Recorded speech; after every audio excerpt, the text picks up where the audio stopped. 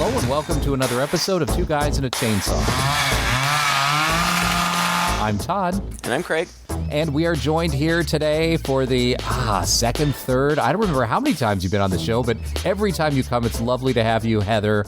Thank you so much for joining us. Hi, guys. Thank you so much for having me. I am excited to talk about this movie. You were also the person who, it was actually your brainchild to put together the behind-the-scenes interview for us that became our premium for our Patreon subscribers that is on the Patreon channel. One of the very first things that our patrons can see to get a little bit of insight into us and the genesis behind the show and what we do behind the scenes and a little bit about our personalities. And you were the person who came up with the idea and asked us all the questions and made that halfway interesting. I was really excited to get to do that with you guys. Thank you so much. And by the way, everyone, if you are interested in hearing that, all you have to do is go to patreon.com/chainsawpodcast. And that's enough promotion right now. What we are here today to do is to go into our third week of our Halloween extravaganza. Super excited this week to be doing a brand new movie. I don't think we've ever done this for our Halloween extravaganza before. Just days after it's come out across the world, The Exorcist Believer. And I believe you guys went to see it together, didn't you? Yep, we went yesterday. I had forgotten what it was like to go to the theater, let alone with another person, because there's so little that comes out in China that I'm actually interested in going out and seeing nowadays. Post-pandemic, with the political situation, everything's kind of gone to shit. But actually, I happened to be traveling in Thailand last week, and in Bangkok, I saw 3 horror movies on the big screen. I think it opened in Thailand a few days before it opened in the States, actually. So I managed to catch it on IMAX. I never thought I would be seeing a movie like The Exorcist on the giant frickin' IMAX screen with all that sound, the amazing sound system. It was something else. You know, it's not what I would have thought of as like a giant screen movie. You know, I would think of something like an action movie or whatever that would be a little more appropriate. But that was our only option at the time. And I don't know, it was pretty cool seeing it on the big screen. And the sound design alone, I think it probably made it more impactful than it would have been for us otherwise. So it wasn't a bad call. But I can't imagine there are too many IMAXs in the States showing The Exorcist Believer right now. I don't know. I wouldn't think so. But I'm a little bit jealous because when you texted me that you had seen it, one of the things that you said was that there are some really good sound jump scares. Yeah. Maybe I'm just old and deaf, but it felt like our sound was kind of low. And so I didn't I think maybe I missed those. So yeah, it's a bummer. Ours might have been punishingly loud because I think even before all the main action happened in the kind of last half of the movie, there were a number of I guess transitions that were just like very jarring, and there was like a sound punctuation that kind of went with it that had us jump just from that alone. Anyway, that was the IMAX experience. Maybe it's just different. Real quick, I'll tell you, I'd been to Thailand once like 20 years ago, so I'm not up on Thai culture. This is only my second time ever being there. And I had been told many times before that the Thais love horror movies and they produce a lot of horror movies. And that was never more apparent as when I'm in this movie theater. Keep in mind, very, very fancy movie theater, like in the highest end shopping mall in Bangkok. It was gorgeous. It had so many options for screens and seating. They had a theater with beds where you could just lay down and watch the movie. No, I don't like that. Yeah. No, thank you. I think I would fall asleep. No, thank you. They had a theater with beds. They had several different versions of theaters with different sizes of comfy chairs that recline. And they had a theater with sofas, double sofas. Even some of their bigger theaters had sofas in the back for a premium price. They had this giant IMAX screen. They had 4D. I don't know if you guys have ever seen a 4D movie, but they're a little more common over here in Asia, where you freaking sit in the chair and it's like they jerk you around and they flash lights at you, and sometimes there's water and almost like, seeing the 3D movie at a theme park, but it's like Marvel. It's pretty nuts. Like they had all these options. I think there were 25 different screens at this place. And the movies on display, I would tell you about half of the available movies were horror movies. That's awesome. We saw Saw X, Talk to Me, and The Exorcist Believer. They were also playing the original Exorcist, the extended producer's cut, which I kind of wanted to see but didn't have a chance to. And they had like 4 or 5 Thai horror movies that were either playing right now or being heavily promoted at that time. Plus The Nun. I mean, it was very heavily horror. It was pretty interesting. Well, I was going to say, well, it is October, but like, is Halloween a thing there? No, it's not. Yeah. No. Well, nonetheless. When you said you had gone to see it, I was like, how? Because I remember in one of your previous episodes, you mentioned that in China, they don't often show movies that are horror or had spiritual elements or, things of that nature. So that makes sense now that you were not in China. Yeah. Yeah, in China, the movies don't pass the censors if they have any supernatural elements. The only way to get around that, sometimes producers will actually add a quick little scene or an extra scene or whatever that somehow changes the story so that by the end of it, it turns out that the person was crazy and it was all happening in their heads or something like that, So, yeah, it's just one of those things. So, no, there was no hope of seeing it in China. Thank God I was out and was able to catch it on the big screen because it's been getting a lot of reviews, and not all of them are positive. I've not read anything positive about it except for you. You said you liked it, and that's the only person that I've heard that from. And what I did say is I liked it, and I hadn't read any of the reviews before I went in. I didn't see any press about it. Embarrassingly, I didn't even realize this was coming out. It's David Gordon Green. He's the same guy that did the Halloween trilogy, the most recent one. And that was really polarizing too. Now, the first one of those you and I watched, and we really liked. I thought it was really good. And then the second one, and then the third one, I thought was a perfectly fine movie, but I understood why people didn't like it, because it was supposed to be this big final showdown between Laurie and Michael, and it wasn't about them. Like, the movie was not about them. They were secondary characters. They did come together for a fight at the end, but they had already done that in the first movie and better. So I still enjoyed it, but I understand why people didn't. And I kind of feel the same way about this movie. I enjoyed it. I had fun watching it, and so I would encourage people to go watch it if they're not going to get pissed off that it's not anywhere near the same league as the original. Yeah. Like, if that's going to piss you off, if you're going to compare it and you're going to be mad that it's not as good as the original, don't bother, because it's not. But, as an Exorcist movie, it was okay. Heather, had you read any reviews going into it? No, I hadn't read anything about it. But as soon as I started seeing previews for it, I got really excited, and I actually sent it to Craig. And I was like, oh, I really want to see this. Mainly because I saw that Ellen Burstyn was coming back, and that was exciting. And I made special note of the makeup, the design. When they were showing the girls possessed, it was the same makeup design as the original, and I loved that they kept that. But ultimately, I liked it. I would say definitely go see it if you were a fan of these movies. But there were just some things that I was a little bit disappointed with, ultimately, because, it's not the original.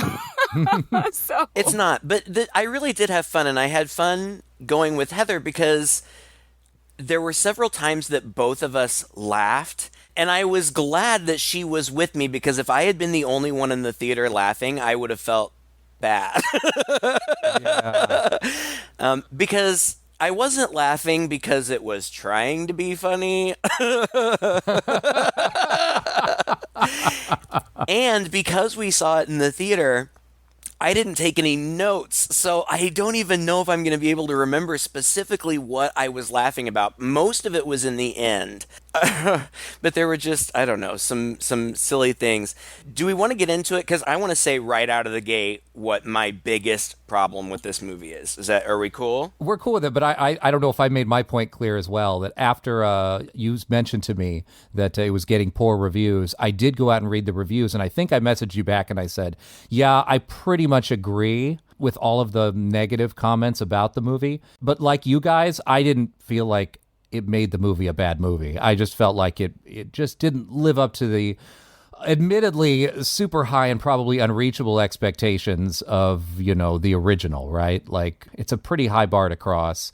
If you try to make the movie exactly like the first one or try to hit all the same notes, you're kind of doing more of a remake with different characters and slightly different situations. So I could see where they were trying to kind of extend it a little bit, try to shake things up with a little bit more of that inner faith and things. But I do feel like most of the criticism came down to the fact that it just lost a lot of its edge because it got all muddled with so many characters. And yes, it loses focus. And part of the focus and intensity of the original is because it is that girl and that demon with that one and then two priests all in that room. And it's just, it feels like the stakes are really, really high and there's very little that can be done. I agree with you. I think one of the problems is that it's not different enough. Like, it's basically the same story, but this time it's two girls. And this time it's not just Catholics who can do exorcisms. But other than that, pretty much the same. Yeah. just not as good.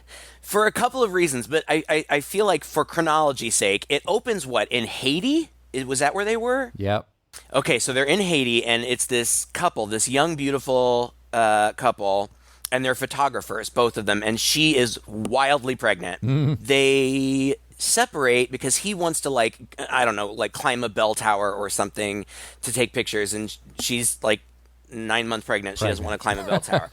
So they separate, and while they're apart, there's an earthquake, and she is caught in some stuff falls on her. And the doctors tell him, he's played by the guy from Hamilton. Leslie Odom Jr. What's his name? Leslie Odom Jr. Right. The doctors tell him that they can only save his wife or the baby, and he has to make the choice. And then it immediately cuts to 13 years later in his home with him and his 13-year-old daughter. Yeah. Fine. Great. Good setup. Okay. Here's my problem. These girls who get possessed, we do not get to know them at all. Not one little bit. There is one scene with the dad and the daughter. The other girl, I don't even remember if she speaks before they're out in the woods doing teenage witchy stuff. And that bothers me because then there are no stakes. They get possessed and I'm like, I don't care, so what? We do get to know them though, because we see them at school and they're chatting around and you're right. The one girl, Catherine is the friend. The white girl. Yeah, the friend. Angela's black and Catherine is white. I feel like we get to know a lot of Angela. Really? She just has that one conversation with her dad, and we know that she misses her mom. That's it. She's planning an event, and she misses her mom. Maybe I remember it slightly differently. I feel like I remember a little bit more of Angela and very, very little of Catherine. Catherine pops in, like you said, as a friend who, they're swapping notes in class and sending messages to each other to arrange this meetup that never happens. You're right. We never really get to see Catherine until they meet up in the woods and have that one scene. I don't know. So it just seems like the stakes are really low. Heather, what did you think? No, I agree. I mean, in the beginning, we get to know her a little bit. I mean, she's going through her mom's things, so she's trying to get to learn things about her. And the dad's kind of protective of all of those sentimental items. But then, yeah, that's it. And then they're in the classroom. And I think you're right. I think something was off with our sound because there's a whole exchange with her and the girl sitting behind her. And they're whispering about, I don't know, the plans for the night. And I couldn't hear it. I missed the entire thing. I couldn't hear what they were talking about. No. And then they're disappeared. And when they're in the woods, I say they do teenage witchy stuff. It's not anything serious. No. It's just they're kind of trying to do a little seance or something because Angela wants to talk to her mom.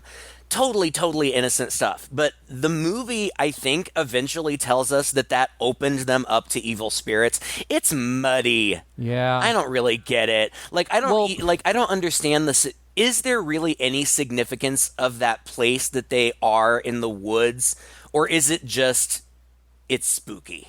Well, it's almost like a scary stories to tell in the dark type situation where you get this idea that maybe Catherine had this ritual that she learned about or heard about, because she says something as Angela brings the scarf, right, of her mother's along well, with but her. she doesn't. That's the thing. Like she was supposed to bring some kind of personal item, but her dad took it away from her before she went to school, so she didn't really have anything, which kind of is a plot point later. It almost seems to like imply that because she didn't have that personal item with her, then just any spirit could enter her maybe instead of that. But that's mentioned because when she's finally talking about what they had done and they were going, and the whole point was that if they had an object, they were going because she could hear her mom's voice. If they had the object, then her mom would speak to her. But like, since she didn't have the scarf because her dad had taken it away, her mom wasn't there. So yeah. But I mean, in fairness, compared to the original movie, it's just a Ouija board. That's true. Right? Yeah. And it's been so long, you're going to have to refresh my memory. We are planning to do The Exorcist in the very near future, but I haven't seen it in a very long time. Do we really get to know that much about Reagan? Well, no, but we spend more time with her before she is in the throes of possession. And that's another thing, like, maybe The Exorcist is a little bit quaint in their portrayal of Reagan, because even though Reagan, I think Linda Blair was 15 when she played the part, but they kind of infantilize her a little bit. Like, she's very childlike. Yeah. Probably in a way that would read as false today. And it was a little, I think, for some reason, jarring to me how old these girls were. I almost felt like it would have been scarier and the stakes would have been higher if they had been younger. Yeah. I don't know. So they're lost, right?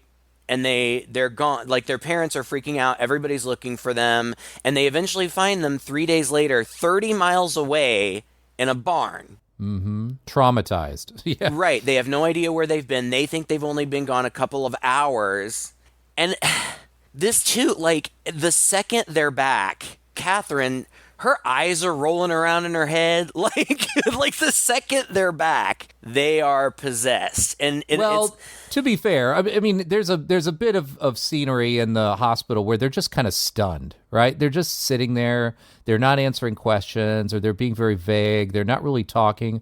They almost just seem like they're in another world. And in the process of trying to sort of shake them out of it, eventually, Catherine starts to do that. But I feel like a little more time passes before that happens. But it's minutes before Angela, she like hears a crying baby outside, and she walks slowly and ominously up to the window of her room and slaps it, and the baby stops crying, and everybody looks around. Like, all of this happens mere minutes after they are back. Well, and then like they go to sleep that night, and then they wake up the next morning and they are full out demons. I mean, a lot of that's due to the fact that, like, in between all that, like, I think a lot of time passes here and a lot of stuff is going on, but it's not with the girls. It's with all the people rushing in.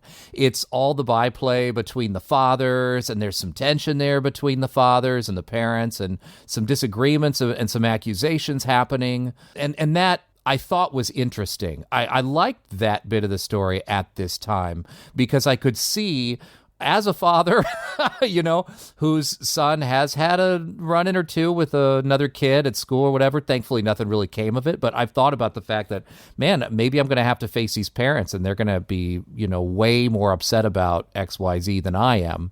And we're going to have to negotiate above their own problem. Even if the kids kind of make up, now the parents are forming their opinions about our family. And then with the religious aspect of it thrown in between all these parents, I think that is what the filmmaker is spending a lot of time here setting up, is this other layer of dynamic, right, between the parents and how they're going to deal with it, and the potential conflicts that are going to happen there in their approaches. You know what I'm saying? Yes, and I agree with you.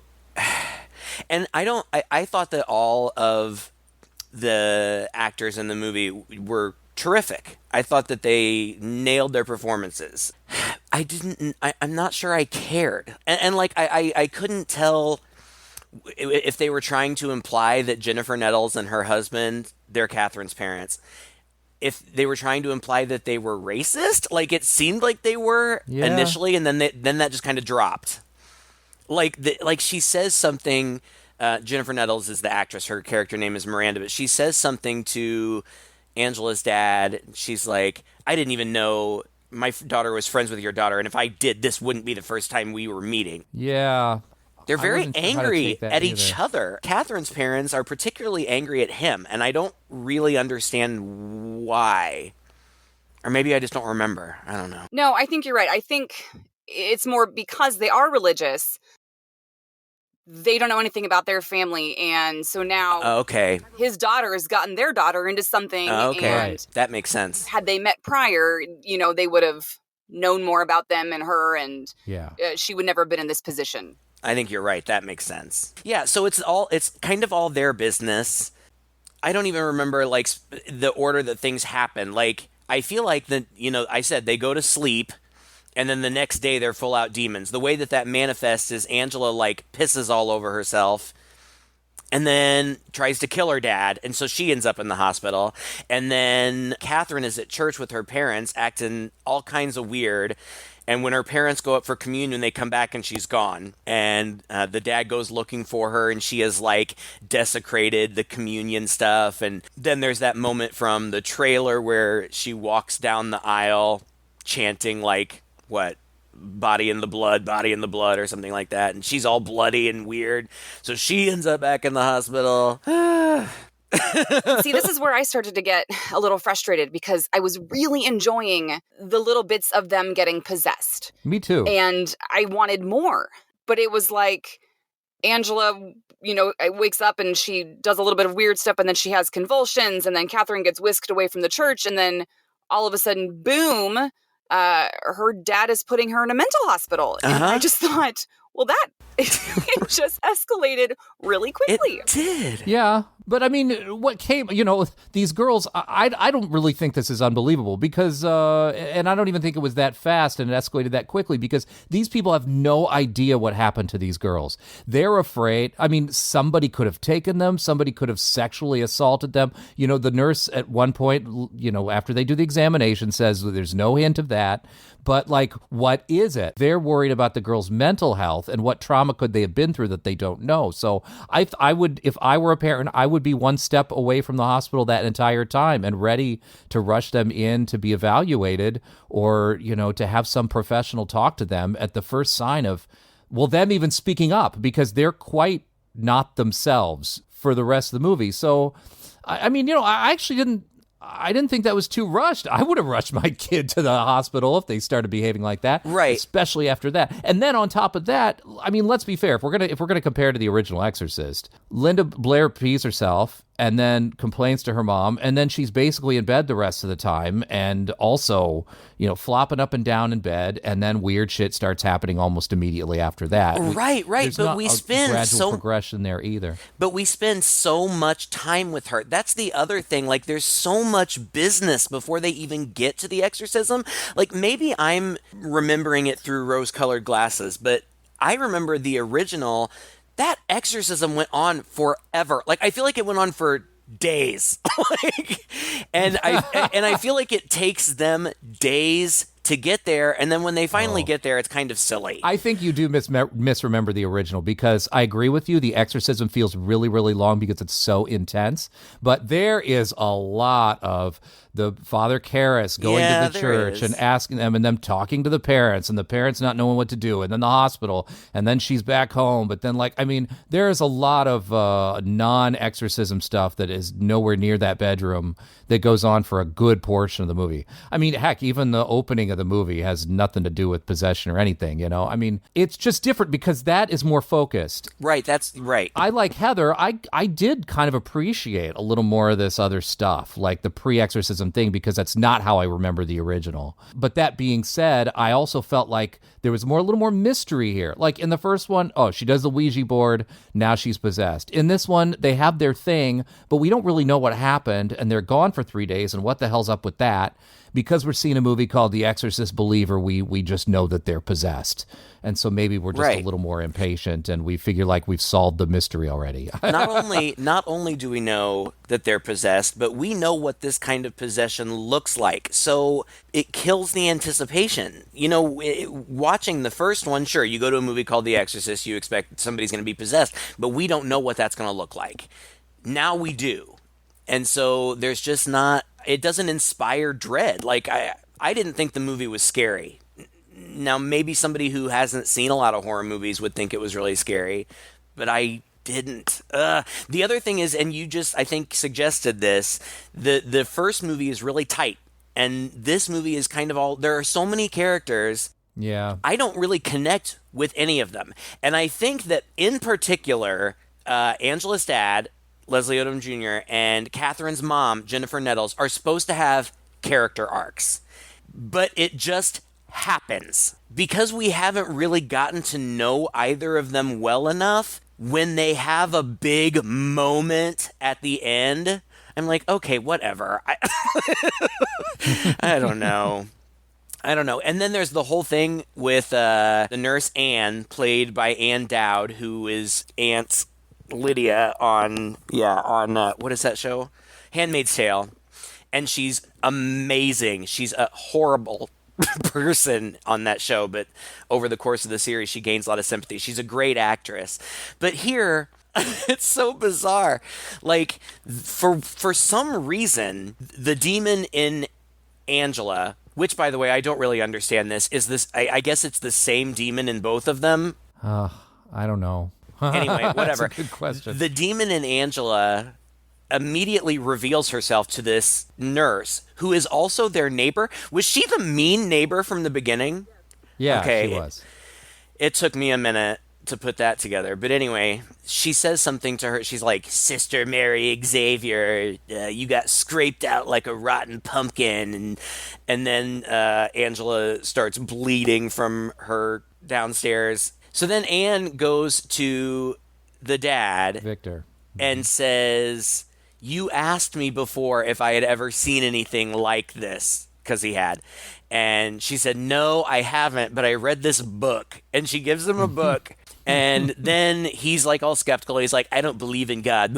And then she's like, well, wait, let me tell you about this. And she tells him about, what Angela said. And she's like, nobody ever knew that. I never told anybody that ever. And it turns out that this book that he gave her is Chris McNeil, Ellen Burstyn from the first movie. It's her book, and she wrote this book, and then she kind of became the forefront expert on exorcists. This is so dumb. and does this kid, like, okay, so I read that this movie is just like the Halloween franchise, wherein they are completely ignoring all of the sequels. Yep. But isn't this footage that they show of young Ellen Burstyn and the notion that she wrote a book and got famous on it, isn't that part of the plot of part 2? I don't remember that. No, I think it is. I think it is. Maybe I'm mistaken. I don't know. But anyway, it's just a really silly way to get Ellen Burstyn in the movie, because even though she's never witnessed an exorcism, she's the top expert on them. And well, I don't know if they paint her as the top expert on them, but she's like the pop culture representative because she wrote this best-selling book and had this famous incident happen. So she's the one who did the talk show circuits and things like that, and sort of as an advocate, but she still can't, she admittedly has never even witnessed one, and she can't perform one, so. But she tries? Yeah. But out of desperation. But she tries to. No, I agree with you, Heather. That didn't make any sense. But isn't the idea that, maybe I'm wrong about this, but isn't the idea that you don't have to be a priest to perform an exorcism? Like, you just have to have faith? Well, that's the thing that she introduces. Yeah, she says that exorcism is not something that's limited to Catholicism. Every culture from the dawn of time has had ceremonies to expel negative energy. And that's what the movie is trying to say too. Like, it's not just a Christian or a Catholic thing. This can happen to anybody, and anybody can fix it, I guess. And so I guess that must be what she thinks, because, well, first of all, it's important to note that she got all of this fame, but it came at the cost of her relationship with her daughter. She doesn't know where Reagan is. She hasn't seen her for years because Reagan was resentful that, her name got dragged into all of this, and it brought her a lot of attention she didn't want. So she went off the grid, and Chris has no idea where she is, and that makes her sad. So when they almost immediately, like, she has a big talk, like she gives a big long lecture about mysticism and stuff, whatever. And then they take her to see the girls, and she goes and she sees Catherine first, and we see, but they don't, that Catherine has carved Reagan into her bed frame with her nail. And Ellen Burstyn immediately takes one look at her and says, "She knows who I am. Let me see the other one." What? And so then he sends her in there alone? Is that how that played out? Well, they go and visit Angela first in the hospital. Insane asylum. And that's when they learn that they're taking care of Catherine at her home. Which Oh, right. I immediately was like, well, that's a terrible idea. Yeah. So they go then to Catherine's house, and no one's answering the door. But then Ellen Burstyn's character, she looks up in the window and sees possessed Catherine staring out at them. And so they go into the house. Yes. And everyone's scared and hiding and panicked. And so the dad tries to get the siblings out of the house. And then Ellen Burstyn continues up the stairs into Catherine's room all by herself, which... Right. And finds Catherine looking exactly like Reagan. Catherine speaks to her in the demon voice and says, like, "Are you looking for Reagan?" What?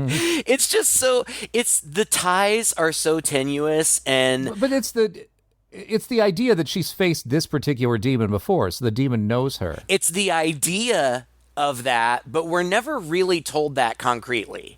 I sort of feel like, well, we aren't. You're right. We're never told that concretely. And how realistic is that? I don't know. I don't know how demons operate in this particular universe. Right. It's like Jaws 4. Like, maybe. Yeah, right. This demon has a personal vendetta against... Yeah. Just jumps from girl to girl just to get closer and closer to Ellen Burstyn. But that's what she meant when she said she's seen me before. She didn't mean the girl. She meant the demon. She could recognize the demon inside Angela's eyes. And so when she goes into the room and she sees her, this leads to, when you talk about callbacks to the first movie, this leads to Catherine running over to the window where she has a crucifix that has a sharp point on the bottom. Oh, God, I saw that and I'm like, ah, I know, right? Please don't put that in your vagina. But she stabs her brutally in the eyes, just stabs her eyes out. And I thought that was quite shocking. Heather, you said earlier, I'm sorry to diverge here, but you said earlier you were very excited to see Ellen Burstyn in this movie, right? Like, Yes, I was. I think she's a brilliant actress, and I was so excited that they were bringing back her character for this movie. And oh boy, just so many of her lines were just such a slog. Like, they were just so on the nose, and well, so it was just hard to listen to her sometimes. There's a lot of preachiness in this movie too, a little too much on the nose, especially at the end when it's almost too cutesy in how it tries to wrap up everything in a morality lesson. Oh, that's one of the parts that we both laughed at. That's funny when we get there now. Yep. Okay. But okay, I have a theory about this scene, because the demon girl does stab her in both of her eyes. And then she's standing there like wailing with blood just running down her face. And Victor comes in and gets her out and takes her to the hospital.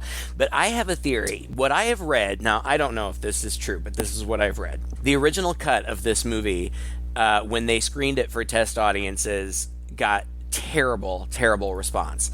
So they went back in and did a lot of reshoots and shot a new ending. I have a theory that in the original cut, Ellen Burstyn was killed in this moment. Could be. And I think that would have been more impactful. And I kept thinking, they have to kill her off. Because there's no way they can count on her living through making the next one. Yeah. Well, she almost didn't make it to this movie. Not health-wise, but she didn't even really want to do it. Right. I understand that she was just offered a ton of money, and at one point she realized, hey, I could use that money and create a scholarship at the Actors Studio or something, because she's heavily involved in the Actors Studio. I think she's like co-president right now or something like that. So that's exactly what she did. She turned it down. And this, she was approached. They wanted her in the sequel, but she wouldn't do it. So they had to devise a reason for her character to be away. I think she was supposed to be off shooting a movie or something. But they wanted to get her back from the beginning, and she didn't want to. She had a bad experience on the first one. She was injured. Did William Friedkin direct it? He did. Yes, first one. And he had kind of like gonzo directing tactics, and she did not have a positive experience doing it, so she didn't want to do it. The only way they got her to come back was they gave her an offer. She said no. They doubled the offer, and she said yes, but she donated her earnings to charity, which I think is really cool. But if you read IMDb, it says this is the first time she's back, but she reprised her role in the series. That's not true. Whoever put that trivia in there is wrong, because I saw the series, and her character is in the series, but she's played by a different woman. She's played by Cagney or Lacey. I don't remember which one. I can never keep those two apart. But anyway, she gets stabbed in the eyeballs, and I don't remember what happens at this point. Like, there's a whole subplot where Anne is trying to convince this young priest, what do we know about this person? Like, it seems like he's supposed to be important for some reason, but I have no idea why. I think he's just the young priest who takes an interest in it because they reach out to him because it's all the parents, I believe, Victor, Miranda, and Tony, and Anne. They all decide they need to reach out to a priest because that's what they did in the first case, right? And so they go to see him. That's right. And then who is it? Who is Chris? Chris is Ellen Burstyn. Is Ellen Burstyn. She's the one who, like you said earlier, had told Victor, like, that any culture, religion, you can do this. And so they also go and they look for this, they find this root work healer that his neighbor sort of brings over, which was weird, right? He comes home from wherever he is from work, and the door's open and somebody's in his house, and it's his neighbor who's got this woman who's sitting there on the bed of the girl, like doing some root thing. I don't know, the candles and some ceremony. And he's like, who are you and what are you doing in here? And for a brief moment, am I wrong about this? Did he look at this woman's face and think it was his dead wife? I don't know. I thought there was a little flash or hint of that where for a moment it was her, but then it turned out to be this woman. Anyway, yeah, and then the other neighbors are there just like, oh, hey, neighbor, I'm sorry. Didn't mean to scare you, but I'm just trying to help bring my friend over. She's helped in lots of other situations that I've had, and he chases them out, but they end up bringing her in as well. So it becomes like an assembling the Avengers for this exorcism. It totally is, because is it Ellen Burstyn who talks about church and how, like, yeah, church is about going and praising God and celebrating God, but it's also about community. Is it her that says that? Yeah. And she's like, and there's strength in that community. And so the idea is we have to get everybody, I guess, who like loves these girls. Right. We have to all come together to, like, by the power of community. It's the Care Bears, you know. It takes a village to exorcise a child. There you go. Oh, and they do this like slow-mo walk like down the sidewalk. Yeah. You've got the nurse and the root worker and the Baptist priest or the Catholic priest, and oh my God, I was just like, what is happening right now? There's the Baptist pastor. There's the Pentecostal preacher. It's so crazy. But the twist is that the Catholic Church decides they're not going to let them do it. That would surprise me. Father Maddox comes over and is like, no, the diocese like forbid it. I can't do anything. I'm really, really, really sorry. But he like hands his Bible over to the nurse because I don't remember if we said this or not. She had intended to become a nun, but just before she was supposed to take her vows or whatever, she got pregnant and had that abortion. So she is educated in the church. And he basically says, God is in all of us. We all have the power to drive out evil. And he gives her the book. I just thought, it's silly. Like, it's why he obviously thinks that it should be done. Like, I guess it's just his obligation to the church that he can't. Well, Okay. It's an institution. They've got rules they've got to follow.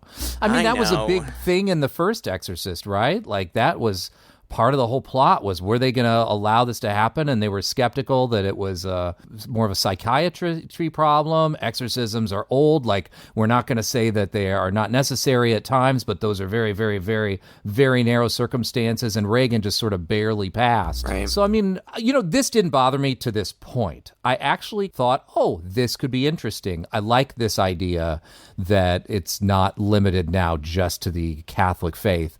Although, in all honesty, it's like mostly Christian and one like kind of voodoo lady.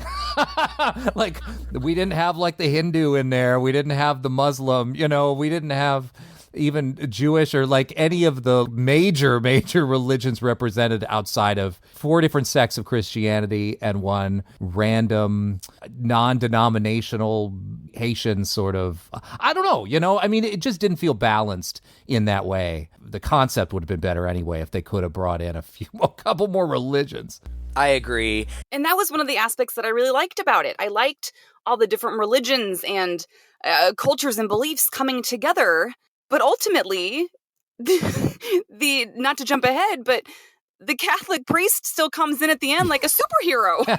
Oh my God, that was one of the moments that you and I both laughed out loud. I like the idea of different, because, and I think that this is what the movie is trying to do, but you're right, it's not diverse enough. What they're trying to say is basically we all believe the same things, we just practice it different. Right. All of the, spiritualists, religious leaders, like the priest, the preacher, the minister, they all kind of get on board with one another and are trying to work together. Yeah, which is surprising. Kind of. But the ones who are particularly skeptical are Catherine's parents, because I think that they're nervous about stepping out of their Christian beliefs. Yeah. She comes to a point where they're trying something. They're praying. Like, Anne is praying. She's trying to do the traditional exorcism, and it's not working. And Jennifer Nettles, I can't help but call her that. Jennifer Nettles is like, we have to try something else. This isn't working. So it's obvious that she is willing to do whatever it takes. But the dad is still very reluctant and remains very reluctant, and I really don't understand why. But at some point, he goes outside and hangs out there for a while. And then he comes back in, blah, blah, blah, blah, blah. I don't know. This goes on for a while, but it's just not very exciting. Well, I'm skeptical of this, but I read that Linda Blair was like an on-set consultant for the girls during this performance. And I'm not saying that they don't do a good job. These young actresses do a fine job. It's just not as scary to me. And I think part of, I don't know. Was it CGI?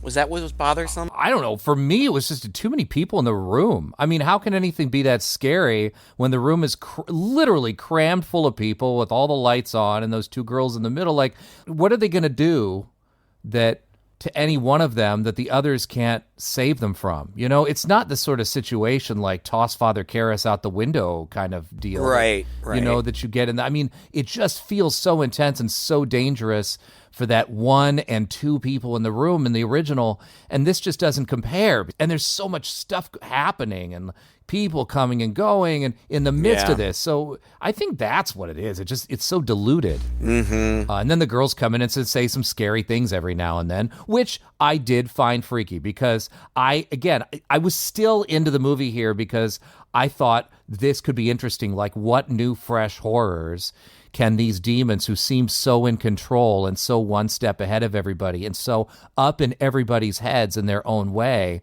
do to this room full of people? And the answer is not that much. No, they don't do much of anything. Well, and one of the big things is, so the girls are hooked up onto monitors, and their hearts are beating in sync. So it's like the demon is in control of both of them at the exact same time. But yeah, the nurse is there and she's got her metal crucifix and she's doing the Catholic exorcism, but the crucifix, it gets too hot and she drops it and blah, blah, blah, all that kind of stuff. And then the root worker comes in and she's blessing water and dumping it on them. And that feels like it's really working. Yeah, it looked like they expelled something out. Yeah. But like something came out of them, like some kind of like ghost vapor or something. Yeah. But then somebody, like the mom, is like, "Is that it?" And she's like, "No, that's just the beginning." But How do the you beginning of what? Like, well, then what just happened? Was that like just like a burp? Like, but there's no explaining it. And maybe I want too much. Maybe other people don't find it necessary. But we don't know why this demon is here. What does it want? Like, we don't know the rules. Yeah, we don't know what's... Just like the first one, we don't really know why it's there. It could just be this is what demons do. Sure. And she was unlucky. It's kind of the same here. And enjoys toying with these people and playing with these people. But in the first one, there's just this sense that the demon has a kind of goal beyond the girl, right? It's almost like the way that Father Carys gets pulled into this and the way that it is drawing out his insecurity and really doing the mind games with him. Yeah. Really getting to the heart of the matter. You almost feel like this was its purpose all along. This guy was fated to this thing. Right here, we got too many people for that to be the case. Even still, the demons are still taunting these people and pulling out their secrets. Like, for example, Victor. Right. We kind of assume because his daughter's the alive one and his wife is dead, that he chose to save his daughter at the beginning of the movie instead of the wife when he had to make that choice. But the demon comes in and says, you know that you didn't want to save your daughter, did you? You wanted to save your wife, and your wife just died, and your daughter ended up being alive. And the way that he plays with their guilt, that is something that was key to the original movie. And they started to really do here. Plays with the nurse's guilt, with her as the nun and failing there. And she's got something she's trying to prove through this as well. That's kind of her arc. Victor's arc is to come to belief. I feel like Catherine's parents' arc is to kind of come out of their perhaps judgmental shell. I think that Catherine's mom's arc is supposed to, she learns empathy. Right. Right. Because ultimately the demons give them an ultimatum, and this is so dumb. Like, why? I don't believe for a second the demon would do this, because I don't know, but the ultimatum is you all have to choose. One girl lives and one girl dies, and you have to choose. Victor and Miranda, Catherine's mom, look at each other, and he says something like, I can't choose. And she says, we can't choose. Up to this point, it seemed like she would do anything to save her daughter. But at this point, I think it's supposed... Like they were on the same page here. It felt like it was supposed to be a revelation for her. But there wasn't enough build-up to it for it to really pay off anything. Yeah, it couldn't be because, yeah, you're right, because we just had too many characters to worry about. Well, and we never saw her in another light. Like, we only see her as this concerned mom for her daughter. And right. So, which I think was absolutely appropriate, right? So, like, I never saw anything else about her to say, like, oh, she's a bitch, To play devil's advocate here, that's kind of a good thing, right? That she didn't come across as a one-note character, but had some empathy there. So, like, you kind of see why, ultimately, none of these parents want their kids to die. Nobody wants the Sophie's Choice situation. Nobody's willing to thank God nobody was willing to step up and do it. And I just saw that moment. I didn't really see it as a turning point for her character, but I just saw it as a moment where it was made clear that the two sets of parents were in solidarity. Whereas they had been bickering and fighting before that, you did kind of wonder if one was prioritizing their daughter over the other and cared more. At that moment, they made it clear to each other that we are not going to choose, neither one of us. That's how I read that moment. Well, right, but they're on the same page, but dad is around the corner freaking out. Yeah. And that's when, a lot of stuff. Oh, we skipped the superhero entrance of the priest. Like something goes wrong. I don't remember what, but something goes wrong. Angela's dad has to go empty the bowl of like devil water. Yeah. That's right. And so he goes outside and he dumps it in the sewer. And I was like, well, there's the start for part 2. But then he sees the Catholic priest sitting in his car praying. And he walks up to the window and taps on it and says, hey, the fight's inside. And that's when the Catholic priest finally gets up the nerve or decides that he's going to go against the church or whatever to go inside and help. And like a rock star. I know. I thought this was I thought this was a brilliant part of the movie. It was a big joke. He comes in like a rock star and you think, okay, just like in the original, the Catholic Church is taking control here and they're going to save the day. And it seems to be working. He's got his hands on both of those girls and they're really reacting strongly against him, or at least they appear to be. And then, in another throwback to the original, again, in a way I thought was just brilliant, he gets the head twisting treatment. Yeah. But it breaks his neck and kills him. And you're right. I think that this was an intentional joke. And to me, it was just really tonally uneven. Like, this hasn't been an intentionally winky movie up until this point. And then this seems like intentionally jokey. Well, I don't know. I don't mean like jokey, like har har, like we just made a funny. I almost mean it like we're subverting movie convention here. You don't expect him to die, and then the buildup of this scene is like, oh, this is how the day gets saved, and then sorry, you're wrong. And again, it's like I think it's almost like wipes the slate clean again and brings everybody down to a level of despair. Like even I'm sitting there, I'm going, well, shit, what in the world are they going to do? But yeah, it was in that moment where I was like, well, what can't the demon do then? Like he could kill everybody in the room right now. So then... Well, but isn't that the central question? Like, this has always bothered me about the original Exorcist. Like, this demon can throw shit around. He can stab anybody he wants. He can make her float. He can make the whole house fall in. Why isn't he? What is keeping him from doing that? So I felt like that was consistent from the first movie. That was part of the horror of it. I think it's because this is just occurring to me now. I think that the demon does have an end game, and I think it wins. Oh, yeah. So ultimately, I think it's leading to a climactic moment. I mean, it's the climax that the demon wants. I feel like it's at this point that both girls start pleading with their parents, pick me, I don't want to die. It's very heart-wrenching, and I couldn't imagine being in that situation, and frankly, I would probably pick my kid. When all's said and done, I'll feel terrible that other kid is dead, but mine's not. And so the climactic moment, like, they're both pleading, everybody's saying, don't touch them. Angela, for some reason, starts levitating. She's floating in midair. Well, and Catherine, it's like Catherine is trying to levitate too, but she's still bound in the chair, so her body's just, putting pressure on the ropes. At the height of all this craziness, the dad bursts in from around the corner and says, I pick you, talking to Catherine. I pick you. And the mom's like, no! And the crazy shaking and everything gets more intense for a moment, and then Angela crashes to the floor, and everything stops. Oh, yeah. And Catherine wakes up, and she's normal. Angela's flatlined on the machine. And then we get a shot in Angela's head, I suppose, of her back in that corridor. No, that's Catherine, right? Am I getting the names mixed up? You're right, Catherine. Catherine is the one who flatlined. Yeah, Catherine in the corridor, and it's like she wakes up and she's in this place again, and she's like, Mommy, Daddy, where is everybody? And you hear this, I choose you. And she screams no, and she gets pulled down into the water. She's basically being dragged to hell.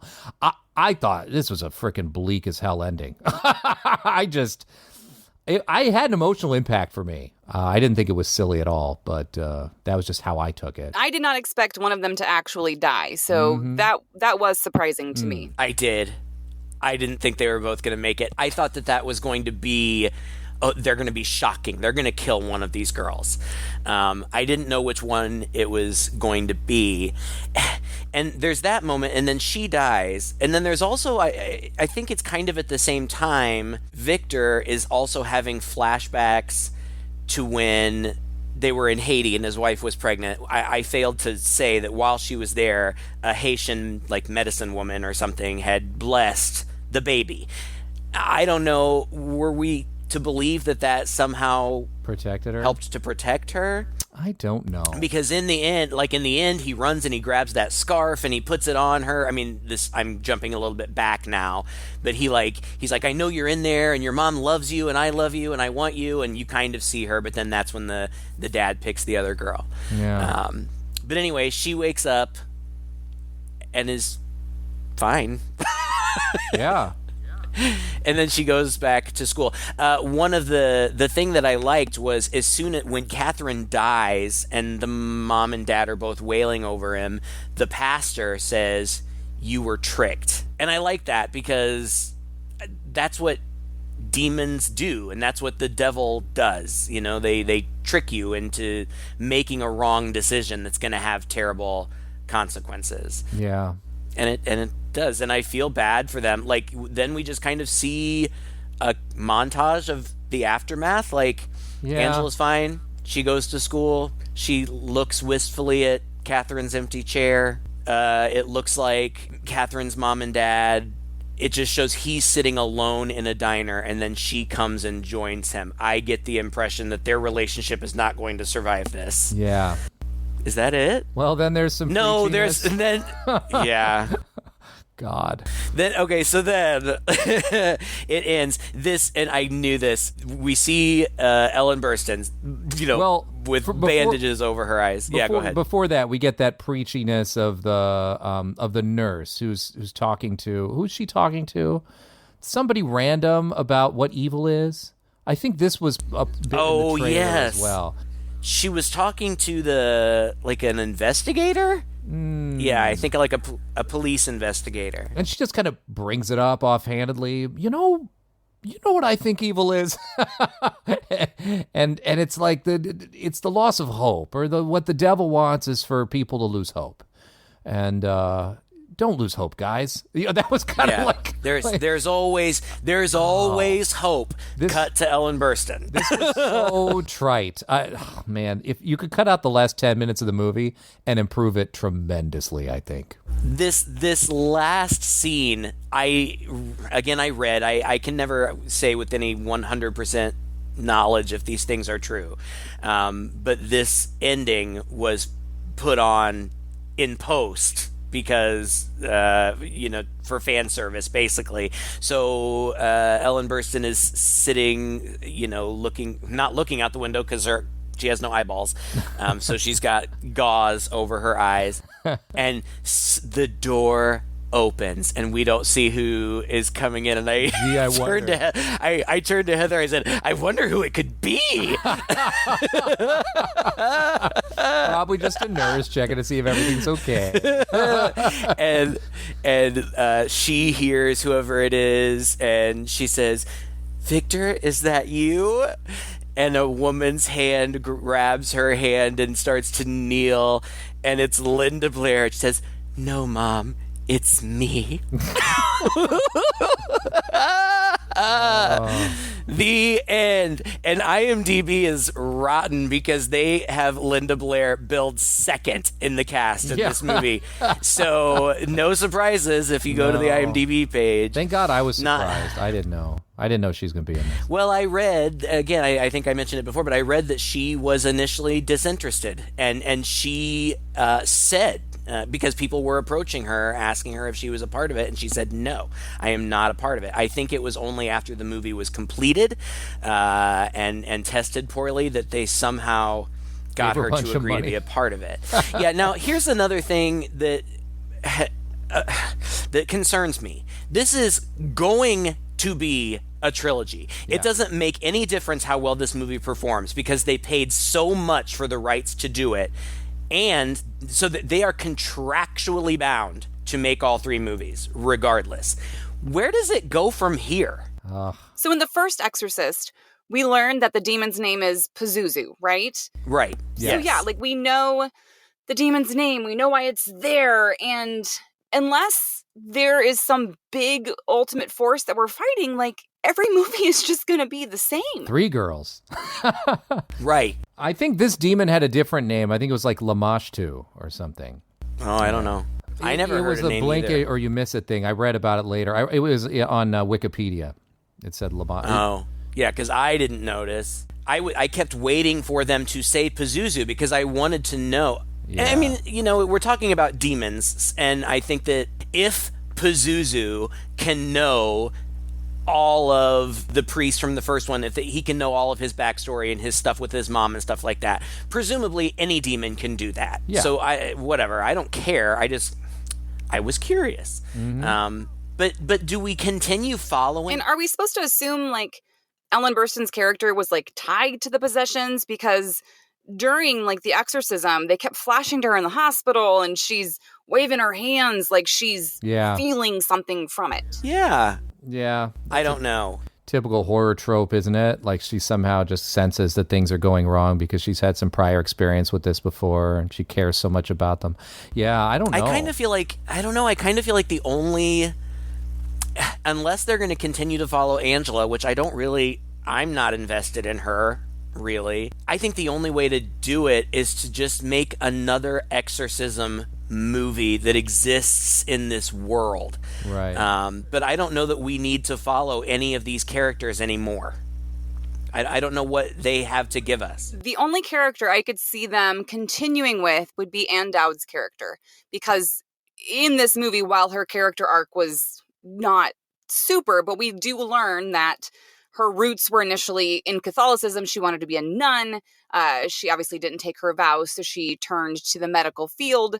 But she has that moment where she, when she's getting ready to do the exorcism, says, "This is why I'm here. This was clearly what was intended for me and why I didn't become a nun." So maybe she's going to go off and fight all the demons. Yeah, she's super exorcist. I could see that. Yeah. She's an interesting character, and yeah, I think you're onto something there, Heather. I really feel like you're right. It seems like she was developed, and especially with her speech at the end, she was definitely. And the movie, the movie wouldn't have to be about her, but she could be the tie, that ties the world together. I think that would be interesting. The other things that I feel like we didn't talk about that we should, there were other callbacks to the original two stylistically. The score was very reminiscent of Tubular Bells, and then at the very, very end, when you have the original actresses back together, I think the actual Tubular Bells comes in. It opens with a savage dogfight, which I feel like is imagery from the first one. And they did the quote-unquote subliminal demon face flashes at various parts. So he did, make an attempt to connect the movie to the original. It didn't land really. Again, I didn't hate it. I had fun watching it. I had fun going to the theater with Heather and my parents, both of my parents. By the way, my mom hated it because they killed Catherine. Like, that was just that was a no deal for her. My dad was like, it was good.